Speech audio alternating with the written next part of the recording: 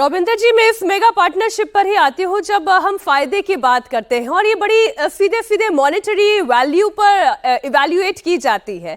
Bharat gas लेगा क्योंकि America gas का उत्पादन कर रहा है, अमेरिका के पास गैस है, हम उससे लेंगे।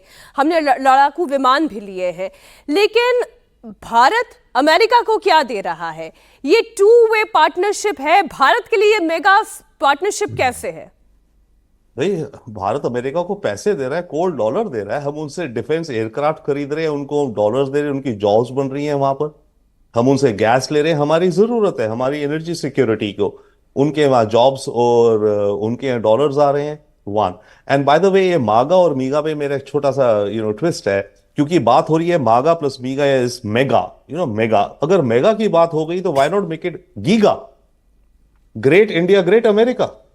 ये जो मेगा पार्टनरशिप ऑफ प्रॉस्पेरिटी है तो गीगा की तरफ जा रही है ना। ग्रेट इंडिया भी रहेगा, ग्रेट अमेरिका भी रहेगा। वन ना, जहां तक बात रही ट्रेड एंड टैरिफ्स की, देखिए ट्रंप की दुनिया कुछ सिंपल भी है, कुछ लॉजिक भी है।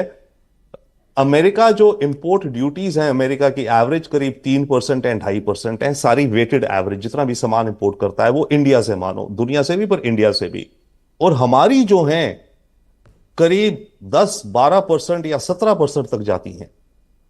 चाइना और जब अमेरिका का ट्रेड होता है तो अमेरिका की एवरेज इंपोर्ट ड्यूटीज जो पे करता है अमेरिकन इंपोर्टर, उसको वहां पर 2.5-3% तो चाइना का सामान सस्ता आ जाता है। पर अमेरिका जब वो सामान चाइना भेजता है तो मानो वहां पे 8.5% ड्यूटी है। यूरोपियन यूनियन का सेम हाल है।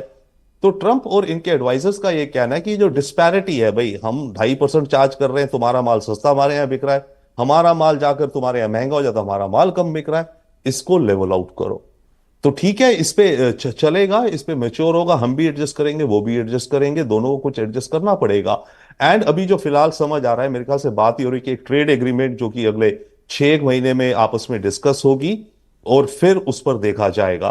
तो ये जो मामला है, आई थिंक ट्रेड का, इसमें फ्रिक्शन नहीं है, बट यस कुछ रियलिटी है, कुछ एडजस्टमेंट्स हैं, वो पूरी दुनिया कर रही है, हम भी कर रहे हैं।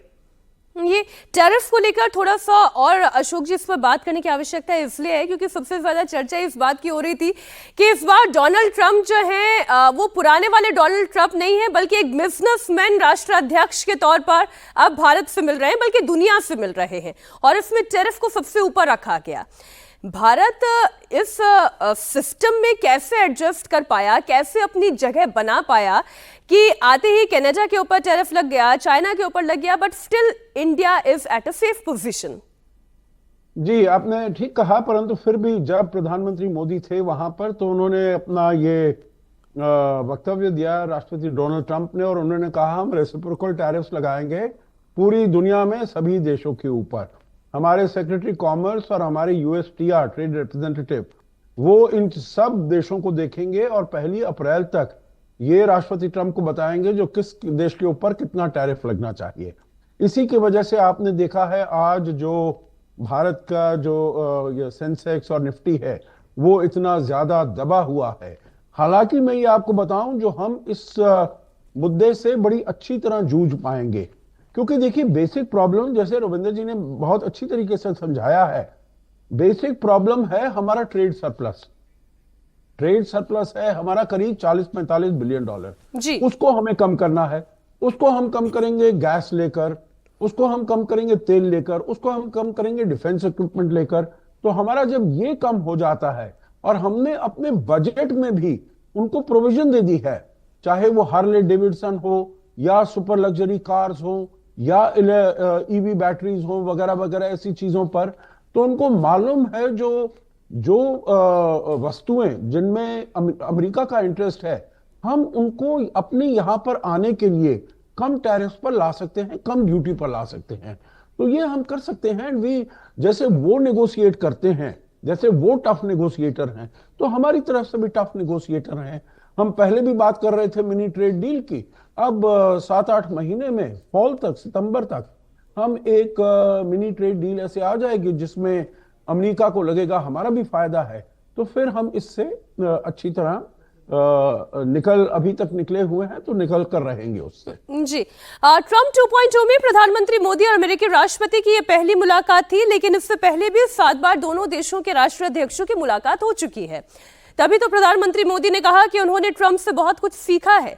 साथ ही ये संदेश भी दिया गया कि अगर ट्रंप के लिए अमेरिका फर्स्ट है तो भारत के लिए भी भारत फर्स्ट है, मोदी के लिए भारत फर्स्ट है। राष्ट्रपति ट्रंप से एक बात हमेशा एप्रिशिएट करता आया हूं, सीखता आया हूं कि वे राष्ट्रहित को सर्वोपरि रख करके काम करते हैं। राष्ट्रपति ट्रंप की तरह मुझे भी भारत के हितों को सर्वोपरि रखते हुए कार्य करना ये मेरे लिए सौभाग्य की बात है। तो भारत की एक सक्सेसफुल विजिट के तौर पर अशोक जी, लास्ट कमेंट फ्रॉम यू, एक सक्सेसफुल विजिट कहेंगे? जी बिल्कुल, देखिए राष्ट्रपति ट्रंप के आने के 3 सप्ताह बाद ये विजिट हुई है, तो इससे मतलब जो दोनों नेताओं की, जो दोनों देशों की लोगों की अंडरस्टैंडिंग थी, समझ थी एक दूसरे के बारे में, उसको और मजबूत किया गया है। और मैं समझता हूं अगले 4 साल तक हमारे जो संबंध हैं वो और ऊपर बढ़ते जाएंगे और सुदृढ़ होते जाएंगे। बहुत बहुत शुक्रिया रॉबिंदर सचदेव जी, बहुत शुक्रिया अशोक सज्जनहार जी हमारे साथ जुड़ने के लिए, समय देने के लिए।